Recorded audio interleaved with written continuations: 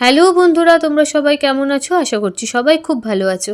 তো আজকে চলে এসেছি একটা নিরামিষ রেসিপি নিয়ে। তো সেটা হচ্ছে চাল কুমড়ো দিয়ে বড়া দিয়ে ডালনা।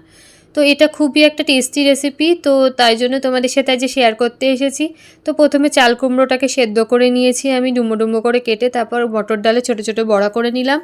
আলুটাকে ভেজে তুলে নিয়ে তারপর গোটা জিরে আর শুকনো লঙ্কা ফোড়নে দিয়ে আদা, টমেটো, তোমার কাঁচা লঙ্কা পেস্ট করে নিয়ে তার মধ্যে একটুখানি তোমার কাশ্মীরি লঙ্কার গুঁড়ো, ধনের গুঁড়ো, জিরের গুঁড়ো দিয়ে রেখেছিলাম আমি।